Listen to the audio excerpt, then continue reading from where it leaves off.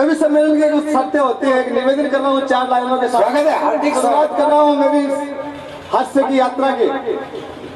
कि पूरी बेलने को जैसे बेलन जरूरी होता, भाजी को बंद कर दे। पूरी बेलने को जैसे बेलन जरूरी होता, खाना खाने को जरूरी होती जैसे थालियां, घर वालों को जरूरी जैसे एक घर होता, घरों में जरूरी जैसे होती घर वालियां। जगह घर में लुगाई नहीं होता वो घर को नहीं, वो शहर को डेरो है। वृक्षों पे डाली आता रोगा जी पे गालियां, जगह थानेदार ने गाली नहीं आओ भी को प्रमोशन को नहीं जल्दी से।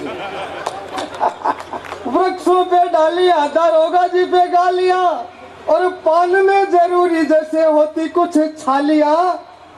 कवि के हृदय का बंद ताला खोलने के लिए उसको जरूरी होती श्रोताओं की तालियां। आप तालियां बजाते रहिए मित्रों, बड़ा आनंद आएगा आज के इस कवि सम्मेलन में।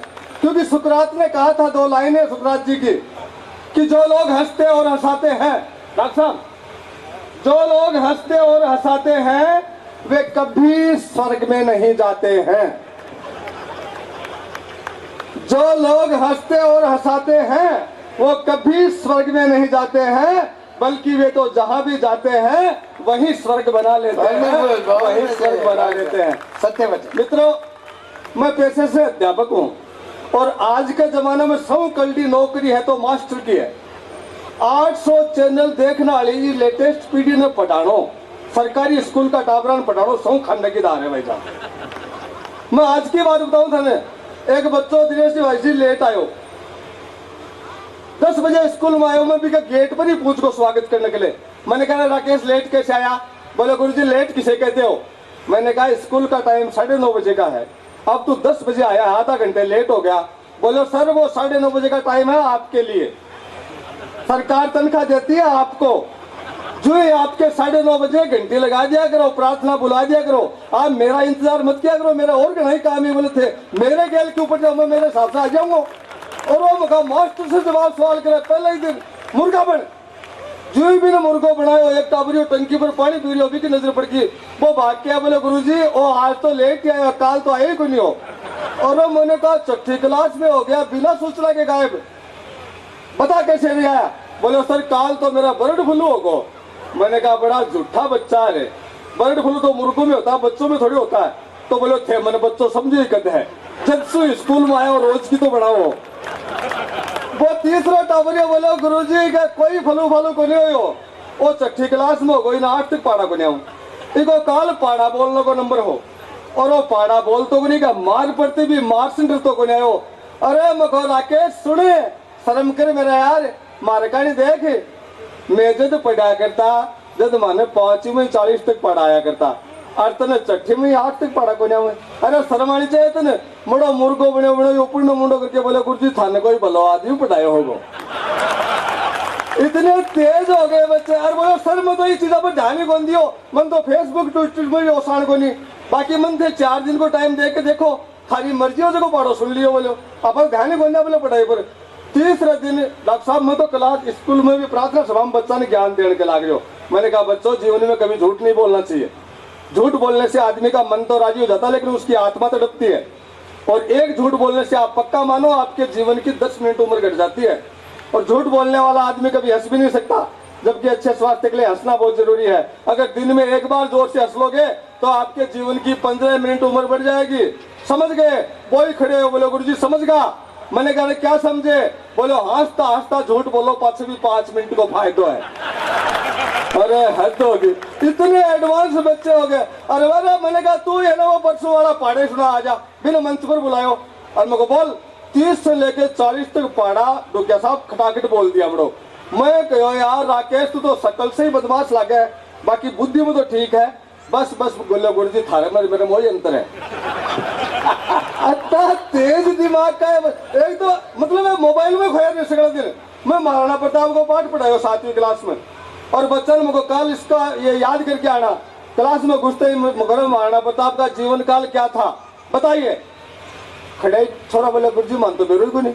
और मैंने कहा कल आपको पाठ पढ़ाया, ऊपर लिखा हुआ है महाराणा प्रताप, नीचे लिखा हुआ है 9/4/1635 डेज 8/6/1685।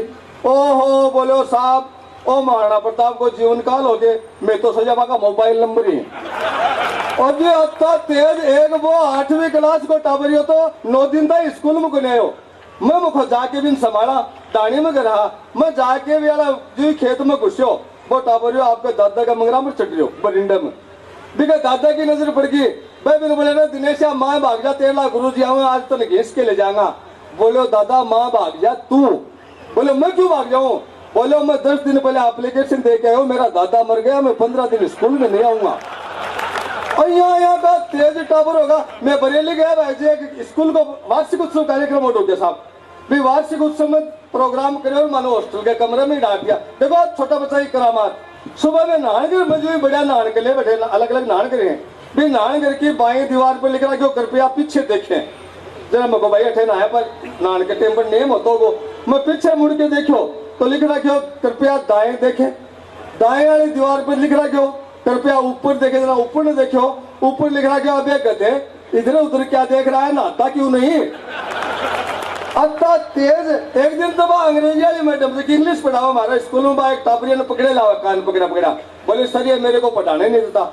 7वीं क्लास को 12 साल को टाबर और भी 25 साल की मैडम ने पढ़ानी कौन दे। देखो क्या की पीटी होगी, मगर मैडम क्या हो गया? बोले मैं जब पढ़ाती हूँ तो फिल्मी गाना गाता साहब, प्यार मोहब्बत की बातें करता इसी उम्र में। अरे मैंने कहा इधर आ भैया संदीप क्या बात है? बोले सर की बात को नहीं, आप मैडम माने टेंस बताया और बोली आज अपने टेंस पूरे हो गए हैं, कोई ऐसा वाक्य बताओ जिसमें तीनों काल समाहित हो। तो साहब मैं तो एक वाक्य बतायो, मगर क्या बतायो? बोले 100 साल पहले मुझे तुमसे प्यार था, आज भी है और कल भी रहेगा। बोले बताओ साहब इसमें तीनों काल नहीं है क्या? मेरा वाक्य गलत है क्या? मैंने कहा बेटा तेरा वाक्य गलत नहीं है, इस जमाने की हवाई गलत हो गई है। ऐसे बच्चों के लिए मैं कहना चाहूंगा कि अपने उन पावन संस्कारों को इतना तो मत बिसराओ, अपने उन पावन संस्कारों को इतना तो मत बिसराओ, अपने उन पावन संस्कारों को इतना तो मत बिसराओ।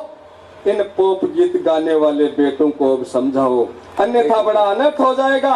क्योंकि ऐसा बेटा जब पुरखों को शमशान घाट ले जाएगा, वहां भी राम नाम सत्य की जगह ये फिल्मी गीत ही गाएगा। सोचो ऐसे पुत्रों के हाथों, सोचो ऐसे पुत्रों के हाथों फिर कैसे मोक्ष हो पाएगा। अरे संस्कारों के मामले में भारत और अमेरिका में अंतर ही क्या रह जाएगा, अंतर ही क्या रह जाएगा। हमें संस्कारित करना है और हिंदू संस्कृति को पुनर्जीवित करना है। मित्रों मैं थाने बताऊं सच्चाई एक बात, आज से 15 साल पहले मैं पहली बार मुंबई गया दिनेश जी भाई जी कवि सम्मेलन करने के लिए। जो मैं घर से बैग उठाई, हमारी दादी बोल रहे भैया तो बड़ो बैग लेके आज घट जा, तू तो छोटा छोटा बैग लेके जाएगा रहा है। मगर दादी मैं तेरा पोतो कवि सम्मेलन करने जा रही हूँ मुंबई पहली चोट। अरे बोले भैया बम्बई शहर के शहर में अपने गाँव का आदमी ठगली ध्यान रखिए। बोले बेटे बहुत जोर का तेज आदमी वो शहरा का। मैं दादी वाली बात ने गांठ बांध ली, रेलगाड़ी में बैठे तो भी बाई रट लगा के ठगा के नहीं आना है। बंबई में बांद्रा टर्मिनस स्टेशन पर उतरता ही एक 30 मंजिल की बिल्डिंग को काम चल रही दिनेश जी। मेरे मुझे पल चोट बहुत ऊंची बिल्डिंग देख के मैं कोई की मंजिल गिन के गाँव में चाल के बताऊंगा कि अति ऊंची मंजिल की बिल्डिंग देख के आया हूँ मैं भी की मंजिल गिनना शुरू करो। अतन एक पुलिस वाला ट्रक वाला की नजर पड़ गई, वो समझ गो कि बंबई में पल चोट आया है। मेरे मंगरा में डंडा उड़ाया, बोले भैया क्या कर रहे हो? मैं कहा जी मैं तो बिल्डिंग की मंजिल गिन रहा हूँ। बोले आपको पता है बंबई में मंजिल गिनने के पैसे लगते हैं? पुलिस के क्या कोई बानो उसका पिसा लेने को, क्यों भी बानो? बोले आपको पता है बंबई में मंजिल गिनने के पैसे लगते हैं? मैं सोचो लगता होगा भाई बंबई है। मगर क्या कितना रेट है? बोले 2 रुपया प्रति मंजिल। बता कितनी गिनी है? मगर 20। बोले निकाल 40 रुपए। आपा दे दिया खट दिन। दादी आता ही दादी बोले रे भाई ठगा के तो कोने आया। मगर दादी तेरा पोतो ठगास कह के ए मैं तो बंबई में उतरता ही भी ट्रैफिक आ लगे, पूरे 20 रुपए की चंपत लगाई, पूरी की पूरी 20 मंजिल गिननी ही पर भी मूर्ख ने 10 बताई। कमा के आए हो भी बंबई की बात बताऊं, हंसते हंसते अपन संस्कारों की बात करेंगे। वे बंबई में रात ने दिन में मारो प्रोग्राम हो, रात ने मारो मित्र रहे बैठे राकेश दीक्षित, वो बोले थे राजस्थान से आयो था ना कभी वो सिनेमा हॉल दिखा से बंबई में बहुत सुंदर सिनेमा हॉल बोले बढ़िया है माने वो लेगो सिनेमा हॉल में। मारे से अगली लाइन में सलाउद्दीन भाई जी एक महिला बैठी और 2 लीटर वाली थम्सअप की बोतल रखी, मिनट मिनट पे घोट भरे, फिर 2 मिनट और भी पीवा है।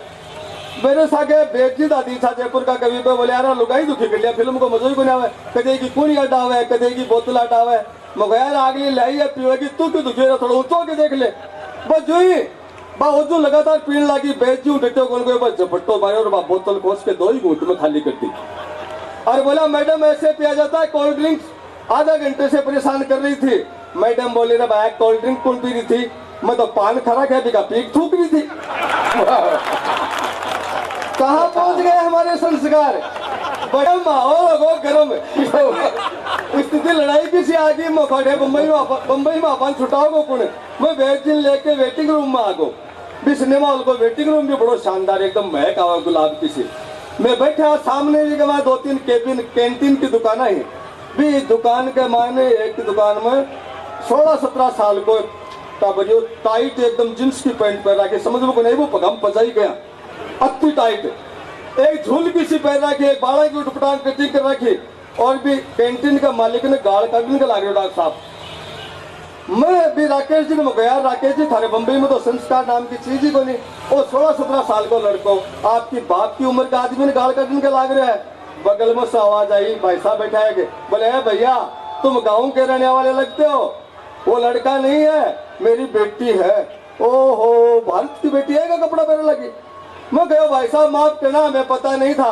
आप ही उसके बाप है नहीं तो हम तो बात ही नहीं करते बैठे ना आवाज आई बोले थारा दोने का खोपड़ा में गोबर भरे पड़े मैं भी को बाप को नहीं भी की माँ हूँ और 6 माह हो आधी माह को तो नेकसों पहन रखो पूरे 1 मीटर को कपड़े को झूल की सीमा रखी उठपटांग बाड़ा की कटिंग कर रखी ए मगो थे तो माँ को नहीं उसको हिंदुस्तान की माँ तो ओढ़नी ओढ़ती है साड़ियाँ बांधती है सलवार सूट पहनती है अपने शरीर को अदब से ढके रहती है आप हिंदुस्तान की माँ कहलाने के लायक नहीं हो बोली आपको पता नहीं है ये उच्च कुलीन परिवारों की फैशन लेटेस्ट फैशन के कपड़े हैं मैं कहूँ मैडम छे पूर्ण मीटर में वो सेट सिमा रखे है पूर्ण मीटर में हमारे बालो जी की छोटी छोटी जागो नहीं बनाए अजय थारा कुआ दिखे पेट दिखे बोले आपको पता नहीं है लेटेस्ट फैशन है अल्ट्रा फैशन मॉडर्न हो मगर सुनो मैडम जी वहां पे गांव की तरफ से 2 लाइनों में जवाब दिया उस मैडम को कि मैडम नग्नता ही यदि फैशन है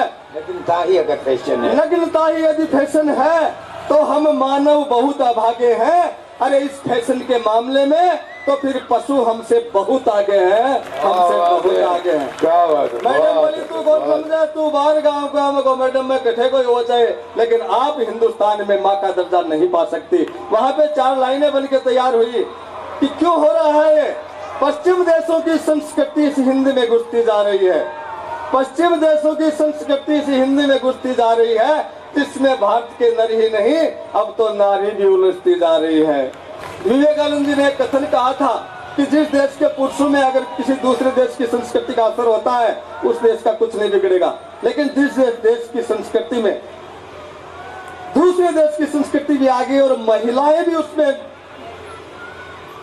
मिल गई उस देश को भगवान भी बचा नहीं पाएगा मैं निवेदन करना चाहता हूँ कि पश्चिम देशों की संस्कृति इस हिंद में घुसती जा रही है जिसमें भारत के नर ही नहीं नारी भी उलझती जा रही है साड़ी पल्लू सब छोड़ दिए बड़ा बड़ा शहराम जाके देखो थे 70-60 साल की मेरी माता बहन ऐसा कपड़ा पहन के बाजार में आ जाए कि अपन देखने शर्म अपने भी पहनना इनको नहीं कितना परिवर्तन आ गया साड़ी पल्लू सब छोड़ दिए फैशन झूले में झूल गई नारी लज्जा का ध्यान नहीं वो आंचल तक को भूल गई आंचल पल्लू आपने दादी नानी ताई बताया करें कि जकी मान आंचल के नीचे देख के आपका टाबर ने दूध पावे बिका दुगुनो पो खावे भी टाबर का कदे नजर कौन लगे वो चीज ही गायब हो गई आंचल के बिना माओ की गोद अब कैसे शकुन दे पाएगी इस वेशभूषा को देख देख भारत माँ खुद शर्म आएगी अरे लगता है नई पीढ़ी तो अब आंचल को तरसी जाएगी क्योंकि ये जींस टॉप वाली माएँ आंचल कहाँ से लाएंगी आंचल कहाँ से लाएंगे दोस्तों बड़ा आनंद आ रहा है और ये कवि सम्मेलन परवान चढ़ेगा हमारे बड़े बड़े कवि और बहन कवियत्री आपके बीच में आई है एक निवेदन और करूँ गाँव को आज में कत्तो बड़ो है मैं थाने मेरे मन की बात बताऊँ मैं 18 साल को गो झटता ही झुंझुनू शहर को देखो भी टाइम पर जरूरत कौन पड़ती कोई काम होता ना घर को एक आदमी आता और वो काम कर जाता मेरे पहले तो झूलनो आन के तान लागे तो मार लो बापू मेरो ब्याह मान दो और बोलो छोरा आप कोट पैंट सिमाना पड़ेगा ब्याह में और कोट को दर्जी खाली झुंझुनू में ही है। जना मैं झुंझुनू आया बस अड्डे पुराना बस अड्डे पर उतरता ही एक बार पीली सी बिल्डिंग दिनेश जी भाजी मेरा नजर आई। वो बिल्डिंग देखता ही मुझे यार अच्छे तो आप पहली भी आएगा थोड़ा दिमाग लगा तो याद आई 1 साल पहले आपने टाइफाइड हो जरा बोलो बापू जी थे गाड़ी में पटक के लाए और डॉक्टर अपन ठीक कराया जो वो ठीक नहीं करता तो आज क्या का ब्याह हुआ। मैं मुझे डॉक्टर को धन्यवाद देना चाहे। मैं डॉक्टर साहब के लिए डॉक्टर साहब नमस्कार बोले नमस्कार क्या बात है। मुझे बात क्यों को नहीं 1 साल पहले हमें था मरीज बन के आए थे मन ठीक करो टाइफाइड हो गो मेरे। बोले बहुत बढ़िया बात है। मुझे बहुत बढ़िया की बात है। बोले अब क्यों टाइम खराब करा है मेरे डॉक्टर ने तो टाइम कटे रहे फालतू बात करने को। बोले अब क्यों टाइम खराब करा मुझे अब साहब मेरा ब्याह मान दियो। बोले बहुत बढ़िया बात है तो ब्याह मान दो मुझे वास्ते की बढ़िया बात है कि 1 साल पहले मैं था के आयो हो जैसे मन नहाने के लिए मना करियो मैं तो पूछना आयो बना लो ब्याह कत्तो बोलो आदमी हुए काम को। अब आलो देखो बोलपन की भी हद होगी 2-3-4 दिन बाद में शादी होगी बीननी कराएगी। अब मैं शाम की दोंजना एक खाट पर बैठा पर बोलने की मत बनी आपस में कोई से की अतः संस्कार होया करता बुजुर्गों का तो डर लगा करता शंका होया करती सर न बच्चों कोई आवाज आ रही न मारली आवाज ऊपर की लुगाई बात क्या करे ओ संग को जोर को पचरियो 15 मिनट बाद वो मैं हिम्मत करी और हिम्मत करके मुखर्जी थारो नाम के है बच्चों खट देनी बस शहर की कलकत्ता है बच्चों खट देनी बोली मर जाना अभी तक नाम ही पूछेगे भी कार्ड में के तेरी बुआ को मंडवायो हो बात तो शुरू करा के तो